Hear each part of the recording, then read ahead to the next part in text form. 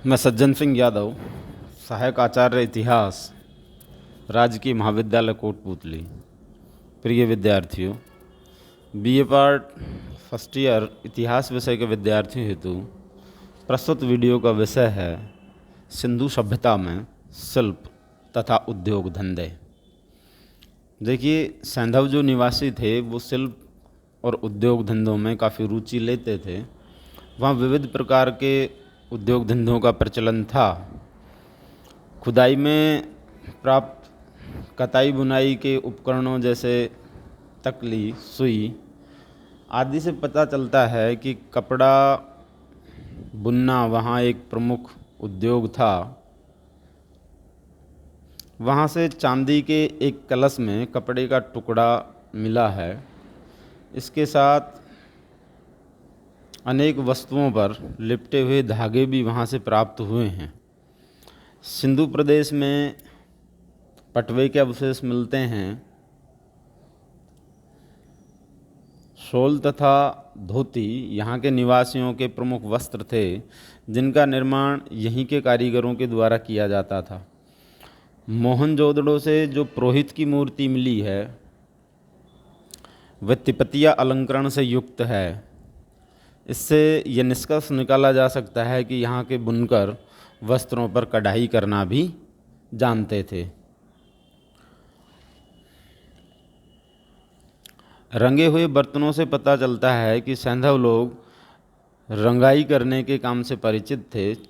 चाक पर मिट्टी के बर्तन बनाना, खिलौने बनाना, मुद्राओं का निर्माण करना, आभूषण एवं गुड़ियाओं का निर्माण करना आदि यहाँ के अन्य प्रमुख उद्योग धंधे थे। धातुओं में जो खुदाई में मिली हैं उनमें तांबे कांसे के उपकरण अधिक मात्रा में प्राप्त होते हैं। इनसे घरेलू तथा कृषि संबंधी उपकरण, अस्त्र शस्त्र, बर्तन, कढ़ाई, प्रसाधन सामग्री आदि यहाँ पर प्रमुखता से प्राप्त हुई हैं। तांबे तथा कांसे का प्रयोग मानव एवं पशु मूर्तियाँ बनाने में भी इनके द्वारा किया गया है। चांदी के न केवल आभूषण अपितु बर्तन भी बनाए जाते थे, किंतु सोने का कोई बर्तन सैंधव प्रदेश से प्राप्त नहीं हुआ है। इसी प्रकार शीशे के भी कुछ उपकरण यहाँ से प्राप्त हुए हैं। धातुओं को गलाने, उन्हें पीटने तथा उन पर पानी चढ़ाने की विधि से ये लोग अच्छी तरह से परिचित थे। शंख, सीप, घोंगा, हाथी दांत से उपकरणों का निर्माण करना भी वे जानते थे।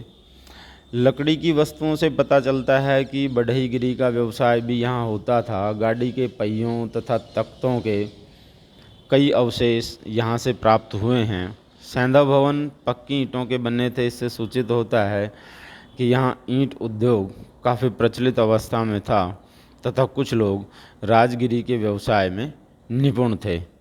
यहाँ के निवासी नावों का निर्माण करना भी जानते थे। सैंधव निवासियों ने विभिन्न उद्योग धंधों में निपुणता प्राप्त कर ली थी।